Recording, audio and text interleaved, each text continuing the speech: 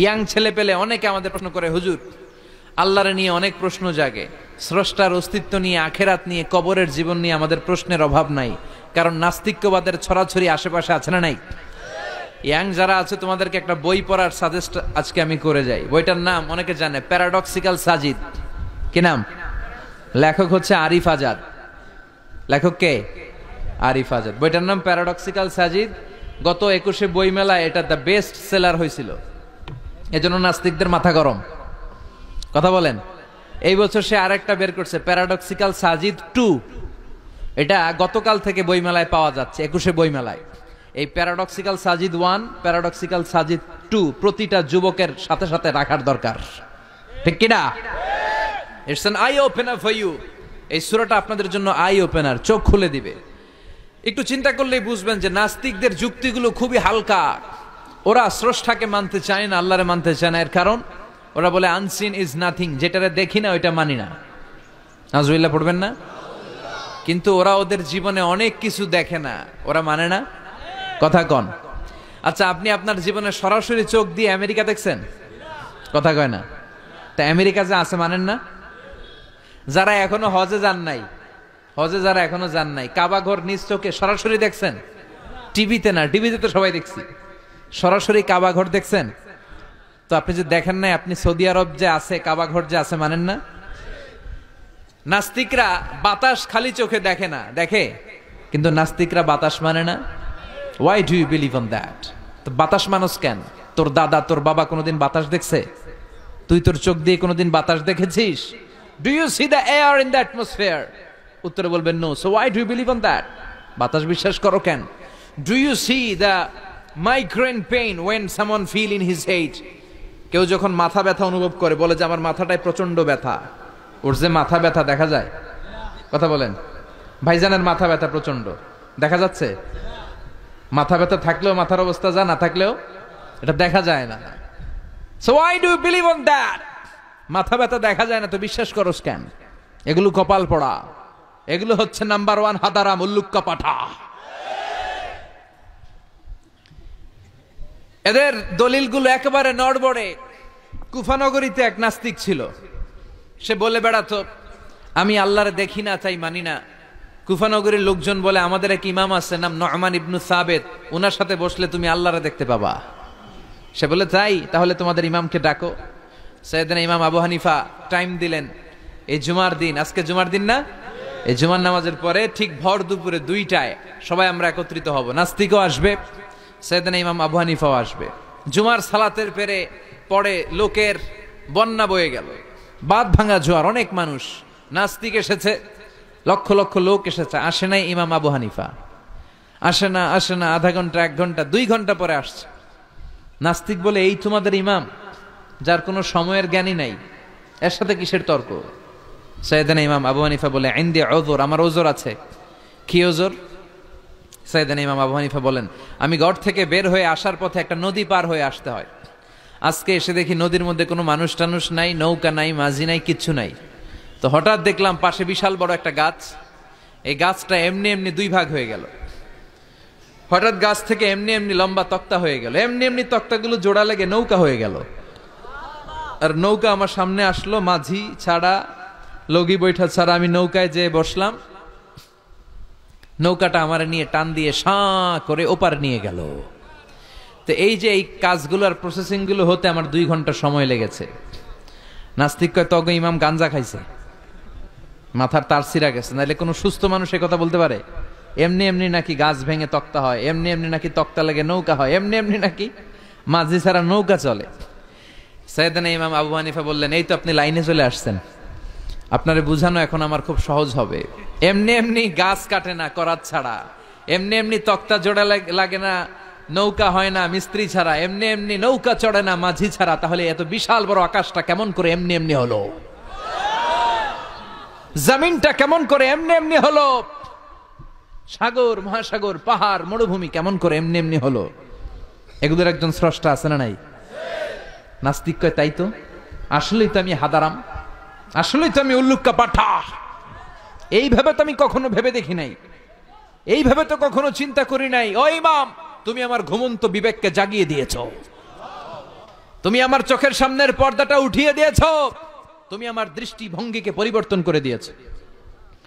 ও ইমাম, তুমি আমার চোখ খুলেছো, তুমি আমাকে হক চিনতে সাহায্য করেছো। আর দেরি করতে চাই না, আমারে পড়িয়ে দাও লা ইলাহা ইল্লাল্লাহু মুহাম্মাদুর রাসূলুল্লাহ। কালিমা পড়ে মুসলমান হয়ে গেছে। আল্লাহু আকবার পড়েন। এমনি নাস্তিকদের জন্য এই সূরার ভেতরে আল্লাহ তাআলা অনেক দিকদর্শন রেখেছেন, জীবন দর্শন রেখেছেন। আল্লাহ বুঝাতে চান যে গোলাম, আমারে চেনার জন্য, আমারে দেখার জন্য তোর ডক্টরেট ডিগ্রি লাগবে না, তোর ব্যাচেলর ডিগ্রি, মাস্টার্স ডিগ্রি লাগবে না। তুই আমার সৃষ্টির দিকে একটু নজর করে তাকা, একটু ঠান্ডা মাথায় চিন্তা করে দেখ, একটু সাগরের দিকে তাকা, একটু নদীর দিকে তাকা, একটু পাহাড়ের দিকে তাকা। তাকালেই তুই বুঝবি সামওয়ান ইজ কন্ট্রোলিং এভরিথিং। একজন এমডি আছে, ম্যানেজিং ডাইরেক্টর, মহা ব্যবস্থাপক, যিনি গোটা বিশ্বের সব ব্যবস্থাপনার আঞ্জাম দিচ্ছেন। চিল্লায় বলেন ঠিক কিনা? আল্লাহ বলে তুই সাগরের দিকে তাকা, পাহাড়ের দিকে তাকা, নদীর দিকে তাকা। সাগরের দিকে তাকালে আমি আল্লাহরে খুঁজে পাবি। ঝর্ণার দিকে তাকা, ঝর্ণার মধ্যে আল্লাহর নিদর্শন আছে না নাই? ঝর্ণা ঝর্ণা ঝর্ণা রে, বলনা বলনা বলনা রে, কার বিরহে পাগল পাড়া তুই, কার মিলনে ফুল ফসলে ভরারে তোর দুকুল ভই, কার মিলনে ফুল ফসলে ভরারে তোর দুকুল ভই। ঝর্ণা ঝর্ণা ঝর্ণা রে, বলনা বলনা বলনা রে, কার বিরহে পাগল পাড়া তুই। সুবহানাল্লাহ পড়েন। ঝর্ণা দেখছেন কোনদিন? হড়ে হড়ে দেখছেন? সিলেটে মাধবকুণ্ড জলপ্রপাত, আর কোথায়?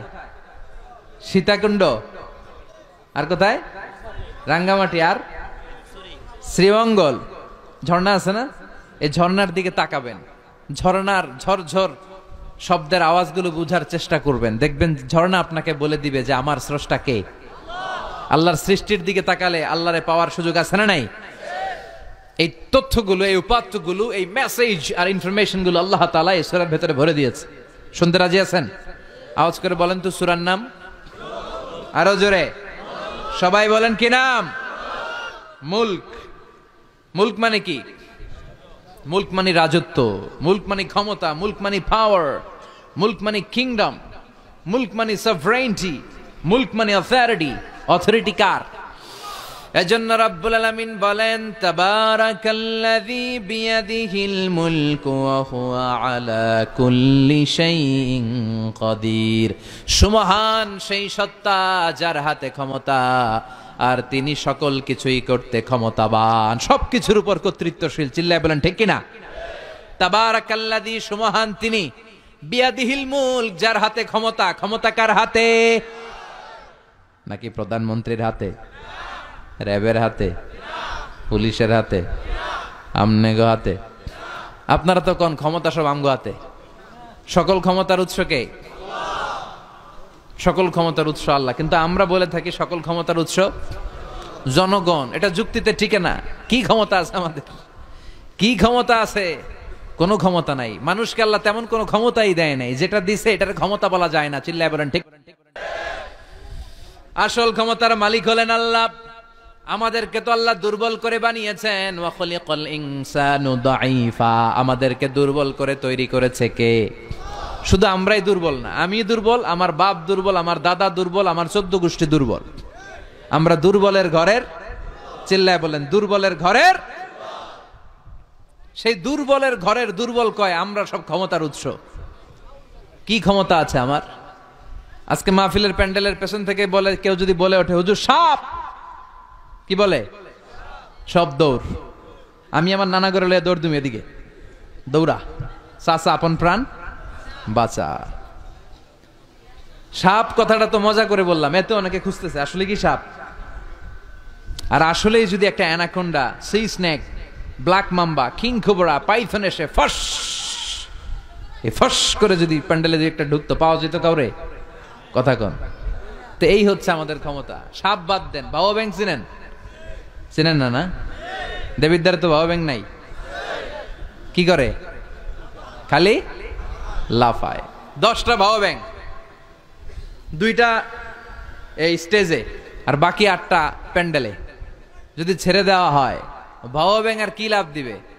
এর চেয়ে বড় লাভ দিবেন আপনারা। বাবা ব্যাঙের চেয়ে বড় লাভ দিয়ে আমরা দৌড়াইতে শুরু করব। কত অসহায় আমরা, কত দুর্বল। বল্লা পোকা, মৌমাছি আমাদেরকে কামড় দিয়ে উড়াল দেয়, এটারে ধরে যে মারমু এটাও পারি না। কুত্তায় আম করে কামড়াইলে আমরা কুত্তারে কামড়াইতেও পারি না। কি অসহায়। পিঁপড়া কামড় দিলে আমরা কিছু করতে পারি না। কানের ভিতরে যদি কারো পিঁপড়া ঢুকে থাকে বুঝবেন সে মজাটা কি।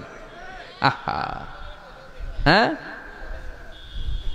বাঁচার কোনো সুযোগ নাই, কোনো ক্ষমতাই নাই। এরপরও আমরা বলি সব ক্ষমতার মালিক আমি। দেখবেন যাদের ডায়রিয়া হয় আর 5-7 বার টয়লেটে গেছে, এর চেহারার দিকে তাকানো যায় না। বৈশা গেছে, বৈশা যান।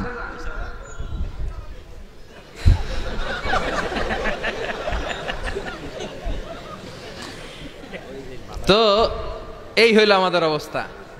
5-6 বার টয়লেটে গেলে আর ওর দইরা দাঁড় করানো যায় না। কাই মরে যাইও, আরে সবাই মাফ করে দেন, আই আর হাইতেন না,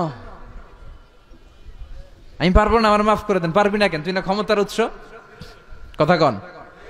আসলে আমাদের কোনো ক্ষমতা নাই, আমরা দুর্বল। আসল ক্ষমতার মালিক একজন, চিল্লায় বলতে হবে তিনি কে। আমরা যে কত দুর্বল। ন্যাচারাল ক্যালামিটি অর ডিজাস্টার যখন হয়, প্রাকৃতিক দুর্যোগ, তখন নিজের অবস্থা খেয়াল করবেন। বন্যার সময় মানুষের কি অবস্থা হয়, ঠিক কিনা? ভূমিকম্পের সময় কি অবস্থাটা হয় আমাদের। রাত 3টার দিকে যদি ভূমিকম্প হয়, দৌড়, লুঙ্গি পইরা দৌড়, লুঙ্গি ছাড়াও দৌড়, আগে জান বাঁচাও। পাগল হয়ে যায়। বাচ্চাটারে কোলে নিয়ে দৌড়াবো, না স্ত্রীকে ঘুম থেকে জাগাবো, না ভাড়াটিয়াদেরকে উঠাবো, না নিজেই ছাদের উপর থেকে লাফ দেব। ত্রাস, ভয়, ভূমিকম্প, সবাই দৌড়। দেখবেন ভূমিকম্প হইলে বাড়িওয়ালাও দৌড়, ভাড়াটিয়াও দৌড়। নাকি ভাড়াটিয়ারা দৌড়ায়, বাড়িওয়ালারা দৌড়ায় না? কথা কন। ডোনাল্ড ট্রাম্প যে বিল্ডিং এ থাকে, ওইটাতে ভূমিকম্প হইলে ডোনাল্ড ট্রাম্প তো দৌড়াবে না? না, ডোনাল্ড ট্রাম্পও দৌড়াবে। আমি কিছু টেলিভিশনের লাইভ প্রোগ্রাম দেখেছি, ওখানে উপস্থাপক আর অতিথিরা ক্যামেরা ট্যামেরা মেকআপ টেকআপ নিয়ে বসছে। একটু পরে শুরু হয়েছে ভূমিকম্প, মাইক থুইয়া দিয়া উপস্থাপক দৌড়। তো যেহেতু মেকআপ টেকআপ একেবারে ক্যামেরা ট্যামেরা সব সেটিং, অতিথিরা ওঠে না। একটু পরে আবার নাড়াচাড়া, এবার অতিথিও দৌড়। বাঁচার জন্য সব দৌড়। এই হচ্ছে আমাদের ক্ষমতার দৌড়াত্ম। এরপরও আমরা বলি আমরা নাকি ক্ষমতার উৎস। তুফান হলে, এইখানে একটা তুফান হলে 70 কিলোমিটার বেগের জাস্ট বাতাসটাকে যদি আল্লাহ এর তীব্রতা যদি বাড়িয়ে দেয়, সব দৌড় আমরা। কথা কন। আল বাহরু জুনদুম মিন জুনুদিল্লাহ, আর রিহু জুনদুম মিন জুনুদিল্লাহ। বাতাস আল্লাহর সৈনিক, আগুন আল্লাহর সৈনিক, তুফান আল্লাহর সৈনিক। চিল্লা এখন ঠিক কিনা? 2004 সালের সুনামির কথা ভুলে গেছেন? ইন্দোনেশিয়া একটা প্রদেশ আছে, বান্দা আছে, এক ধাক্কায় 3 লক্ষ সাগরের ভেতরে। জাপানের কান্টো শহরে 1 লক্ষ নয়, একটা ধাক্কায়, কয়েক সেকেন্ডের ব্যবধান। একটু আগে নাচানাচি করতেছিল, ধুম্মা চলে ধুম, একটু পরে সব হয়ে গেছে ধুম ধুম। একেবারে সাইজ করে ফেলছে কে? আহা, কোনো ক্ষমতা নাই। ক্ষমতার মালিক কে?